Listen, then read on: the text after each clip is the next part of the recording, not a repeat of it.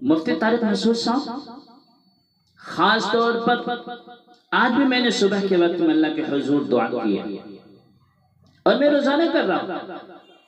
کہ اللہ ان کی ہر مشکلیں آسان فرمائے، کیونکہ میں بہت دکھی ہوں ان کے حوالے سے حقیقت میں، کیونکہ میرے دل میں ان کے لیے محبت کا جذبہ بہت ہے، اور آپ سے بھی گزارش کر رہا ہوں آپ ان کے لیے دعا فرمائیں،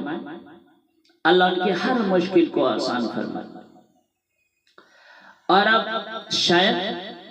اس ویڈیو کے بعد گستاخی کہنے کا کوئی مطلب ہی نہیں بنتا ہے۔ آج تک ہمیں غلطی کا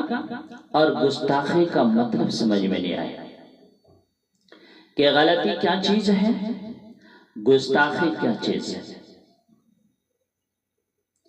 ہمیں تو نہ اعمال کا ذوق ہے،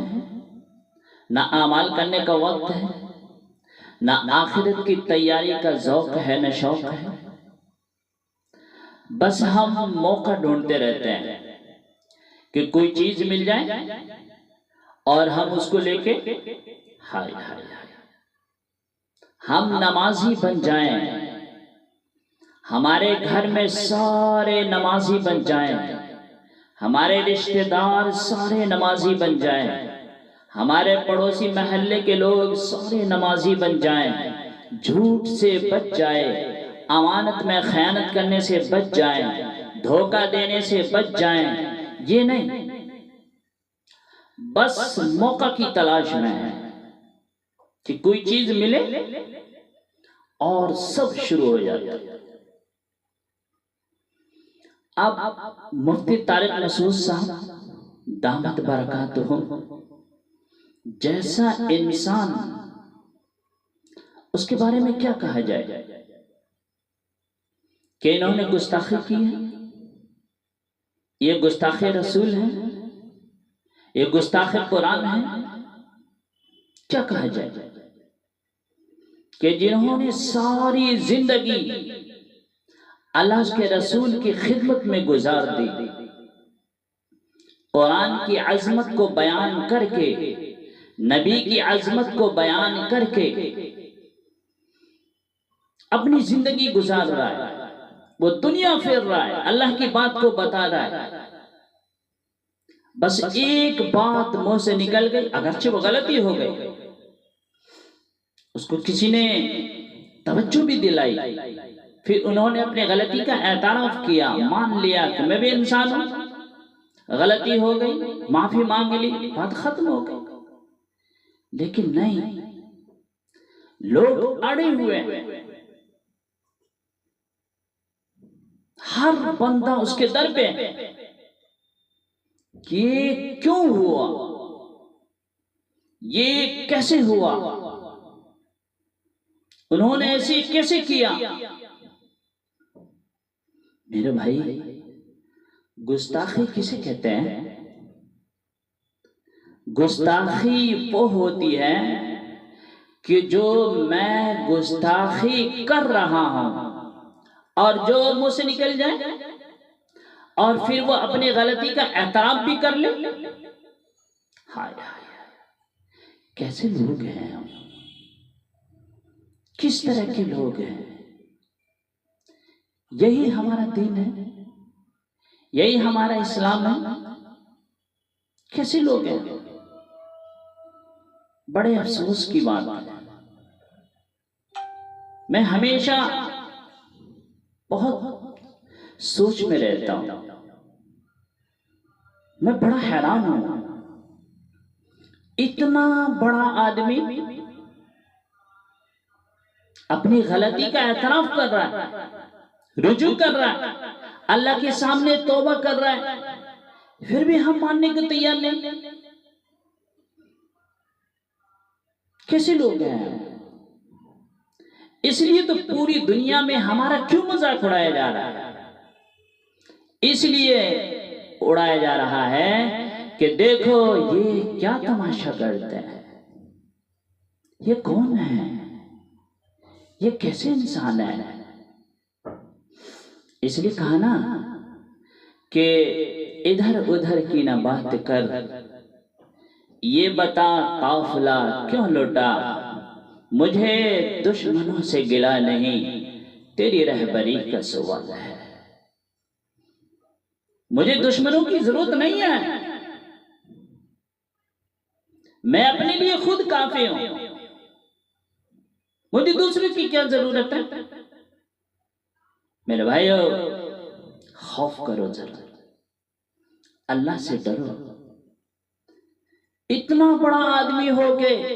جو اللہ اس کے رسول کی خدمت میں ہمیشہ لگا رہتا ہو، اپنی غلطی کا اعتراف کر رہا ہے، رجوع کر رہا ہے، اللہ کے سامنے توبہ کر رہا ہے، پھر بھی لوگ ماننے کو تیار نہیں ہیں۔ جب توبہ کر لی تو بات ختم ہو گئی، اب کیا رہ گیا اس میں؟ لیکن اور سوشل میڈیا کا بھی دور ہے، کچھ لوگ ایسے بھی ہیں جو کچھ بول کے اپنے آپ کو مشہور بھی ہونا چاہتے ہیں کہ شاید میں کچھ کہہ دوں تو لوگ مجھے جاننے لگیں گے، میں مشہور ہو جاؤں گا، اس لیے وہ کچھ سے کچھ بول کے بدنام کرنے کے لیے وہ کچھ بھی بول سکتے ہیں۔ میرے بھائیو، اللہ کے خوف سے ڈرو، اللہ کو منہ دکھانا ہے، مرنا ہے کہ نہیں مرنا، نبی پاک صلی اللہ علیہ وسلم کے سامنے کھڑا ہونا ہے کہ نہیں کھڑا ہونا،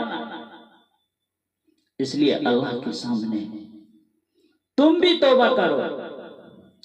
اور جو میرے بھائی ایسا کرے گا تو کہیں ایسا نہ ہو کہ وہ دوسروں کو پکڑنے کے چکر میں خود کو پکڑے جائے۔ اللہ ہمیں نیک عمل کرنے کی توفیق عطا فرمائے۔ بسم اللہ الرحمن الرحیم، نحمدہ ونصلی علی رسولہ الکریم۔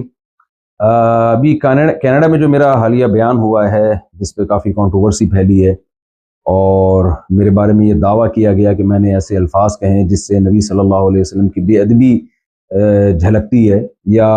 اس میں گستاخی کا پہلو نکلتا ہے، یہ دعویٰ کیا گیا۔ تو دیکھیں، کوئی بھی مسلمان نبی صلی اللہ علیہ وسلم کی گستاخی کا، بے ادبی کا تصور بھی نہیں کر سکتا، اور میرا تو مقصد ہی دین کی دعوت کے لیے یہ جو میرے اسفار ہو رہے ہیں، یہ تو نبی صلی اللہ علیہ وسلم کی تعظیم کو بیان کرنے کے لیے اور قرآن مجید کی صداقت کو بیان کرنے کے لیے، اور یہ جو میرا بیان ہو رہا تھا یہ تو تھا ہی، جو لوگ میرے بیان میں بیٹھے ہوئے تھے وہ اس پر گواہ ہیں، یہ پورا بیان ہی نبی صلی اللہ علیہ وسلم کی تعظیم، آپ کی حقانیت اور قرآن کی حقانیت کو بیان کرنے کے لیے تھا۔ لیکن میرے ہی بعض اکابر کو کچھ تحفظات ہیں کہ مجھ سے اس ٹاپک کو بیان کرنے میں، نیت اگرچہ میری ٹھیک تھی لیکن اس ٹاپک کو بیان کرنے میں الفاظ کی سلیکشن میں بے احتیاطی ہوئی ہے، تو میں اپنے ان الفاظ سے رجوع کرتا ہوں۔ مجھ سے بے احتیاطی ہوئی ہے تو میں رجوع کرتا ہوں اپنے ان الفاظ سے۔ جن لوگوں کا یہ خیال ہے کہ میری وجہ سے ان کو تکلیف ہوئی ہے تو میں ان لوگوں سے معذرت بھی کرتا ہوں، اللہ تعالیٰ سے توبہ بھی کرتا ہوں، اور اپنے ان الفاظ سے میں رجوع بھی کرتا ہوں۔ میرا جو پہلا معذرت نامہ گیا تھا اس میں ہمارے ہی بعض اکابر کو، جن میں سر فہرست حضرت مفتی عبدالرحیم صاحب بھی ہیں، جن کی ہدایت پر میں یہ دوبارہ معذرت نامہ ریکارڈ کروا رہا ہوں، تو ان سمیت دیگر میرے بعض اکابر کو کچھ تحفظات ہیں۔ تو نبی صلی اللہ علیہ وسلم کا ارشاد ہے کہ یا بنی آدم کلکم خطاؤون وخیر الخطائین التوابون، اے بنی آدم تم میں سے ہر شخص سے غلطی ہو سکتی ہے، بہترین غلطی کرنے والے وہ ہیں جو توبہ کر لیں۔ اور توبہ کے تین ہی ارکان ہوتے ہیں کہ عوام سے معذرت کر لی جائے، اللہ تعالیٰ سے توبہ کر لی جائے، اور اپنی غلطی سے رجوع کر لیا جائے، اپنے الفاظ سے رجوع کر لیا جائے۔ تو میں سمجھتا ہوں کہ توبہ کے تینوں ارکان اسی طرح پورے ہوتے ہیں۔ تو اگر میرے پچھلے کلپ سے